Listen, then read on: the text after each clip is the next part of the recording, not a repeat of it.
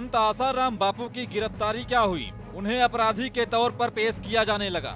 विरोधियों को लगा कि उनकी जीत हो गई है। समाज सेवा के लिए अर्पित उनकी चल अचल संपत्ति का ब्यौरा खंगाला जाने लगा और फिर जिसके हाथ जो भी आधी अधूरी जानकारी लगी उसको कहीं अधिक बढ़ा चढ़ा कर पेश किया जाने लगा। ऐसा लगा कि जैसे स्विस बैंक में रखा देश का पूरा काला धन बापू का ही हो। लेकिन सुदर्शन न्यूज के हाथ बापू की चल अचल संपत्ति का और समाज को समर्पित उनके कार्यों का जो ब्यौरा हाथ लगा है उसके मुताबिक सच्चाई कुछ और ही है। मीडिया रफ्तों में बापू के गुरुकुलों में पढ़ने वाले छात्र छात्राओं की संख्या और गुरुकुलों की संख्या के बारे में जमकर अफवाहें उड़ाई गई। सुदर्शन न्यूज के पास जो दस्तावेज हैं उसके मुताबिक बापू के पास कुल 40 गुरुकुल हैं, जबकि मीडिया रफ्तों में 26 गुरुकुल बताया गया था।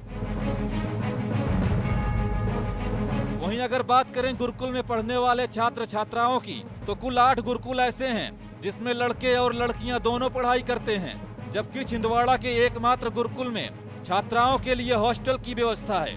इसी तरह बापू के 32 गुरुकुल ऐसे हैं जिसमें केवल लड़के पढ़ाई करते हैं। वहीं अगर बात करें इन गुरुकुल में पढ़ाई करने वाले छात्र और छात्राओं की तो प्राप्त दस्तावेजों के मुताबिक सत्र 2012-13 में 11वीं कक्षा में कुल 80 बच्चे थे। इसी सत्र में 12वीं कक्षा में कुल 68 बच्चे थे। इसी तरह मौजूदा सत्र यानी 2013-14 में 11वीं कक्षा में कुल 53 बच्चे हैं, जबकि 12वीं कक्षा में इसी सत्र में कुल 72 बच्चे हैं। बात अगर गुरुकुल में पढ़ाई के स्तर की करें तो यहाँ लगभग 100% छात्र उत्तीर्ण हुए हैं।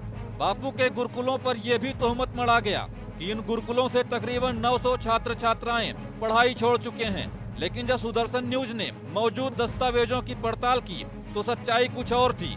इन दस्तावेजों के मुताबिक छिंदवाड़ा में पिछले 5 सालों में 4वीं से लेकर 9वीं कक्षा तक की 9 लड़कियों ने चिकित्सकीय कारणों से पढ़ाई छोड़ी थी, जबकि 11वीं और 12वीं कक्षा में एक भी लड़की ने छिंदवाड़ा गुरुकुल से पढ़ाई नहीं छोड़ी। संत आसाराम बापू के गुरुकुलों में लड़कियों के खुदकुशी करने का भी आरोप लगाया जाता रहा है।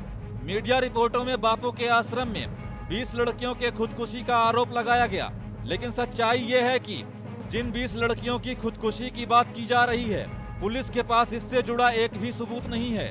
बापू के भक्तों में उनकी छवि को खराब करने की कोशिश के पीछे कौन लोग हैं, इसका पता तो मामले की निष्पक्ष जांच के बाद ही चलेगा। लेकिन इस सच्चाई के बाद अब ये फैसला आपको लेना है कि कौन झूठा है और कौन सच्चा। सुदर्शन न्यूज के लिए प्रदीप शुक्ला की रिपोर्ट।